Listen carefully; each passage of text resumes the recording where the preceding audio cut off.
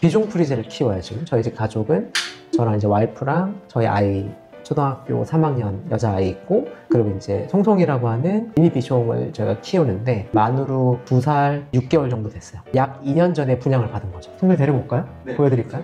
송송이 왔습니다. 송송이 저랑 출근했다가 지금 한참 기다려가지고, 송송아 한참 기다렸지. 11시 정도에 출근했으니까 한 10시간 정도 병원에 있었어요. 오래 기다려가지고 고생했어. 송송이고요. 사람을 엄청 좋아합니다. 2살 6개월 정도 됐고 여자아이고. 송송이 개인기 같은 거? 네, 송송이 개인기가 없어요. 개인기를 제가 따로 안 가르쳐줬어요. 안 가르쳐주고, 뽀뽀도 제가 시킨 건 아니고 기분 좋고 할 때는 와서 뽀뽀 잘 해줘요. 다른 개인기가 별도로 있진 않아요. 근데 막 엄청 짖거나 그러는 거 아니에요? 가끔 짖는데요. 거의 안 짖고, 저희 가족 지켜준다고 몇 번 짖고, 가족끼리 있을 때 외부인 들어오거나 그러면 가끔 짖고, 거의 짖진 않고. 일단 앉아서 찍어보자.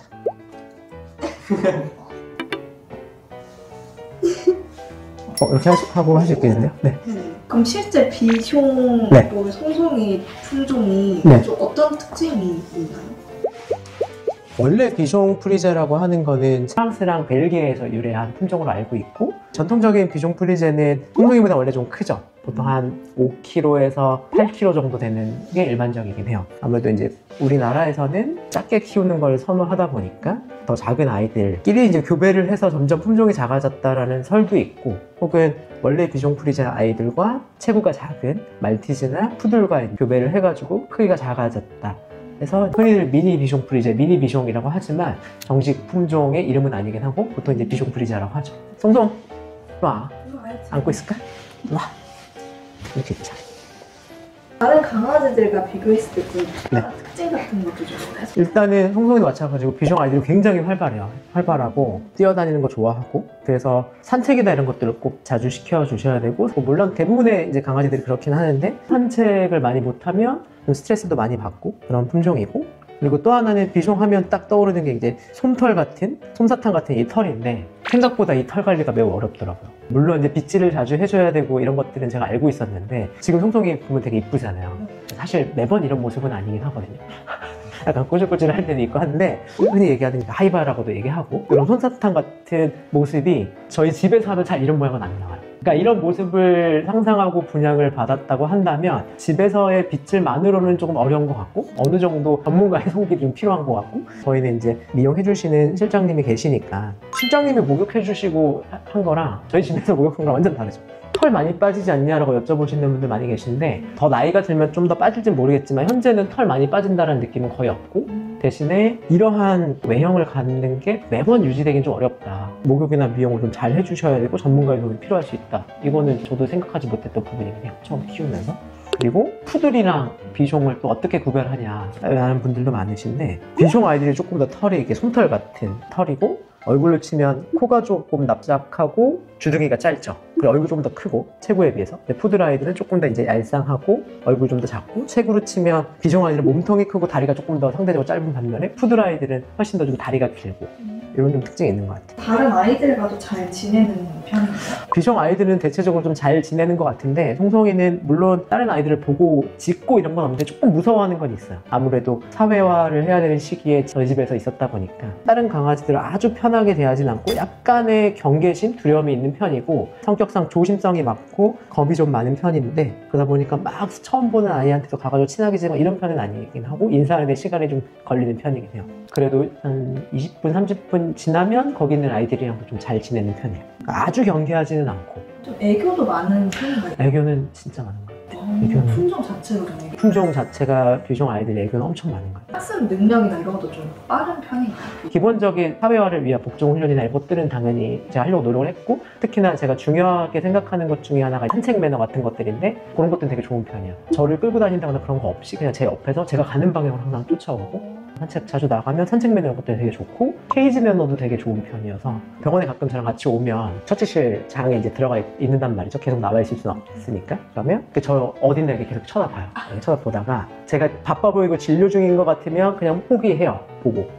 근데 좀 한가해 보인다. 그러면 이제 계속 저한테 아는 척을 하는 거죠. 이렇게 서가지고 아는 척도 하고. 근데 케이지 매너도 되게 좋고 산책 매너도 좋은 편이에요. 그런 거를 되게 빨리빨리 잘 익히는 편. 그런 것 같아요. 환경 자체가. 제가 그거는 별도로 교육을 시킨다기보다 어려움이 별로 없었어요. 산책 매너랑 케이지 매너 하는데.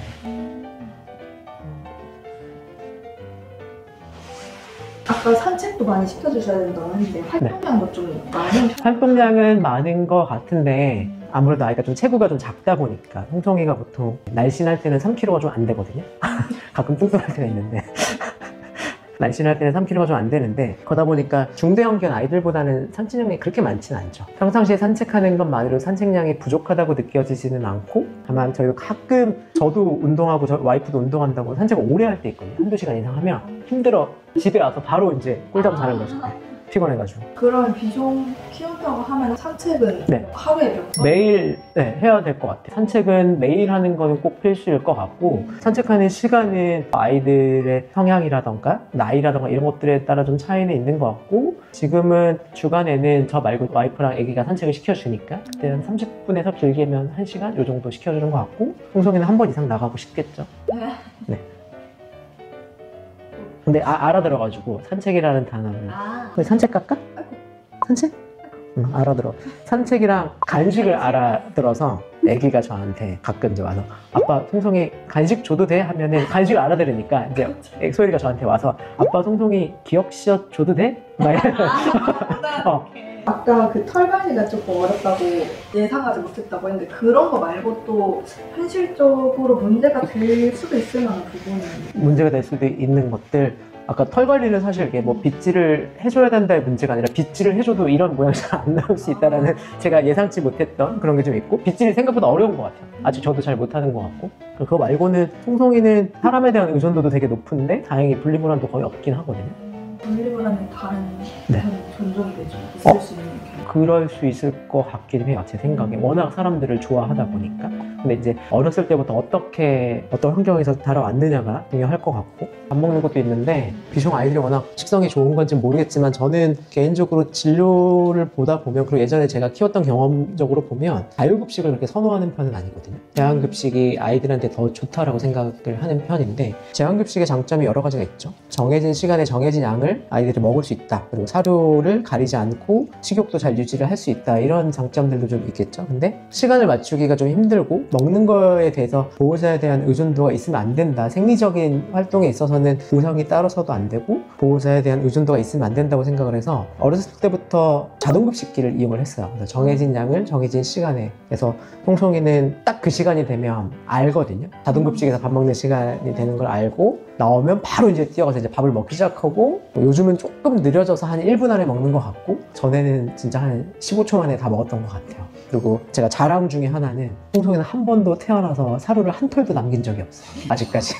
그때 안 먹으면 못 먹어요. 그때 안 먹으면 저희가 물론 이제 간식이나 이런 것들을 주기도 하지만 사료를 안 먹었다고 해서 더 주거나 이런 것들도 아니고 딱 정해진 시간에 주다 보니까 송송이도 아픈 적이 있었거든요. 토도 하고 뭐 아픈 적도 있지만 그때마저도 천천히 먹긴 했는데 다 먹었던 것 같아요. 아직 크게 아픈 적은 없긴 하고. 네.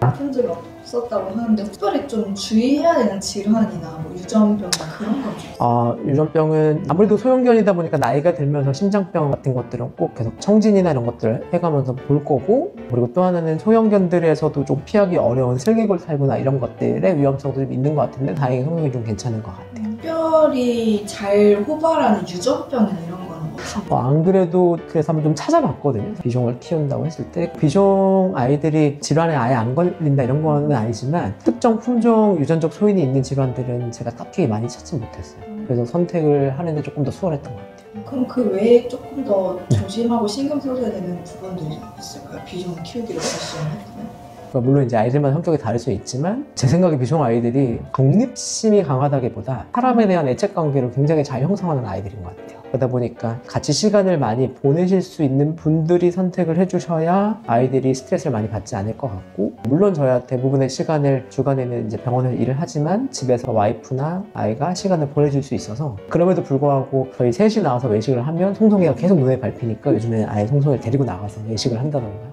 사람을 너무 좋아하는 게 장점이자 어떻게 보면 사람 마음이 좀 약해질 수 있는 그런 게 좀 있습니다. 졸린가 봐. 그러니까 졸려 송송이? 잘래? 송송이 너무 모든 보호자님 눈에 다 본인들의 아이가 그렇게 보이겠지만 제가 생각할 때는 완벽한 강아지라고 생각하고 있어요. 네. 알아들었어? 인사해줘. 할 줄을 몰라서 개인기가 없어서. 꼬리 흔들어줘. 잘했어. 집에 갈까? 집에 가자.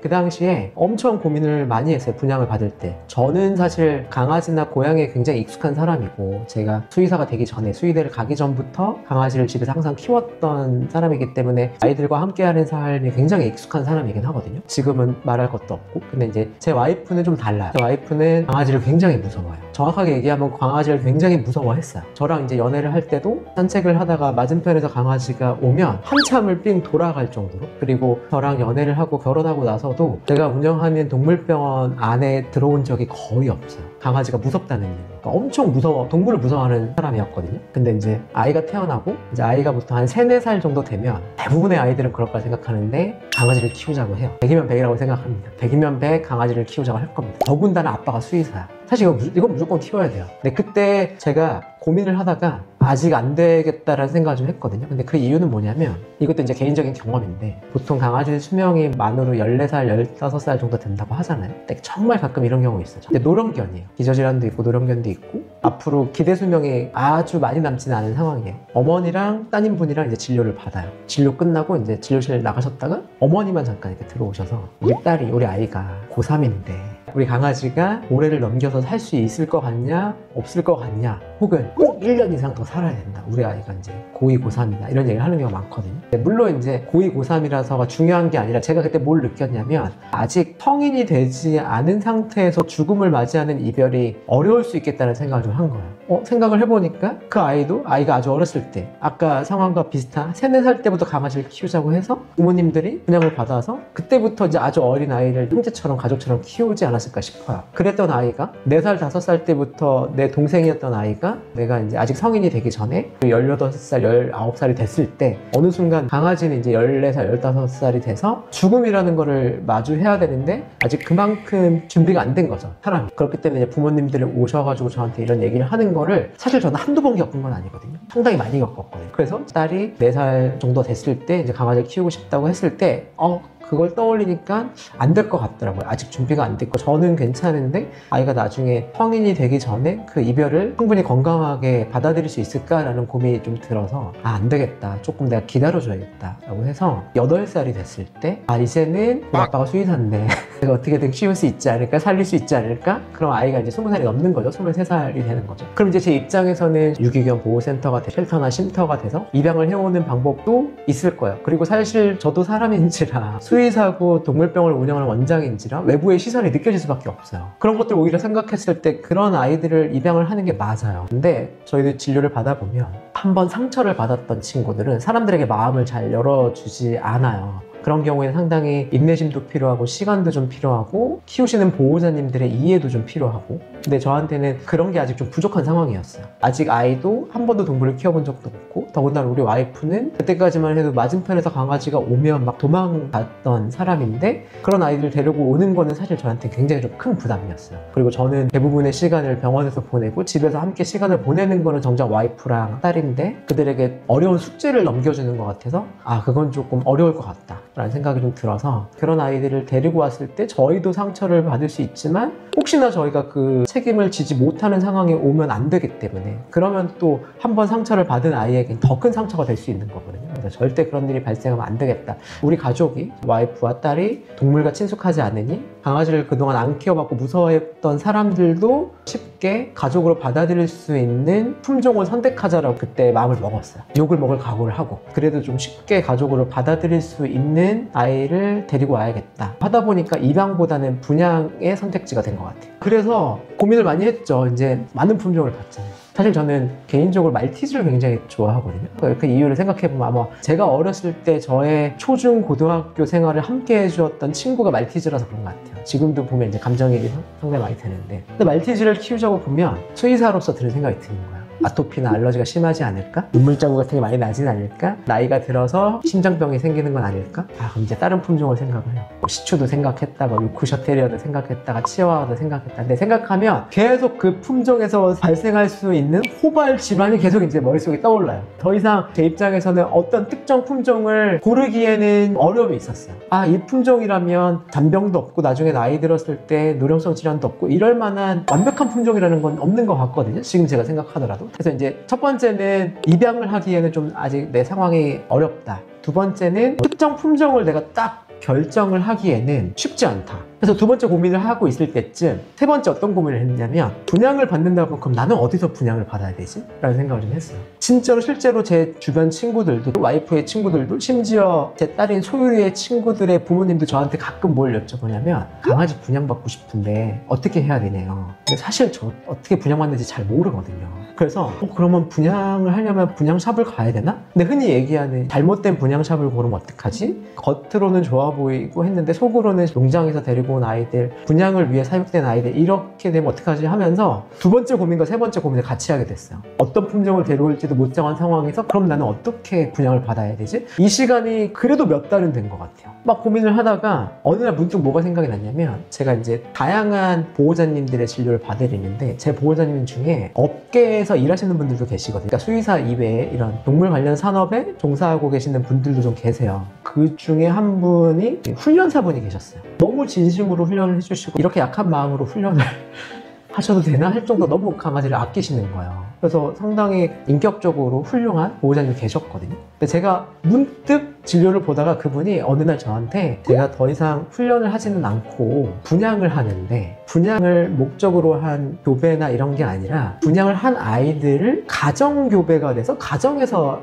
새끼를 낳아서 또 분양을 하고 이런 식의 분양을 하신다라는 얘기를 한번 들은 적이 있는데 문득 정말 어느 날 갑자기 그게 생각이 난 거예요. 그래서 그분께 전화를 드렸어요. 말씀을 드렸더니 주로 분양했던 아이들이 작은 비숑, 미니 비숑이라고 하시는 거예요. 근데 생각을 했는데 미니 비숑 상당히 아이들이 활발하고 착하고 큰 질환도 많이 없던 경험이 있는 거예요. 그래서 미니 비숑이면 충분히 저뿐만 아니라 우리 가족들도 적응해서 잘 키울 수 있겠다는 생각이 좀 들었어요. 그래서 그분께 사실 제가 입양을 받아야 마땅한 사람인데 이러한 상황상 분양을 좀 받아야 될 것 같습니다. 혹시 좀 도와주실 수 있냐 라고 여쭤봤더니 충분히 이해를 해주시고 그러면 좀 원장님께 어울리는 아이가 있으면 말씀을 드려보겠다라고 하셨고 바로 데려올 수 있는 게 아니죠. 아니더라고요. 가정 분양이니까 기다려야 되더라고요. 그렇게 시간이 한두 달이 지났어요. 저는 그분이 잊으신 줄 알았어요. 저의 부탁을 잊으신 줄 알았는데 정말 한 두 달 넘게 있다가 어느 날 갑자기 연락이 오셔서 원장님께 어울리는 아이를 찾았다는 거예요. 원장님이 좋아하실 만한 아이가 있대요.